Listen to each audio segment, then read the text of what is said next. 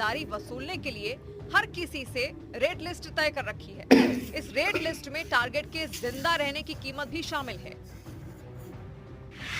सूत्रों से मिली जानकारी के मुताबिक लॉरेंस का गैंग अपने टारगेट की जिंदगी के लिए 50 लाख से 10 करोड़ तक की रकम ऐंठ लेता है। इस गैंग के निशाने पर ज्यादातर वो लोग होते हैं जिनके पास या तो ब्लैक मनी होती है या फिर वो खुद गैर कानूनी तरीके से बेहिसाब दौलत कमा रहे होते हैं।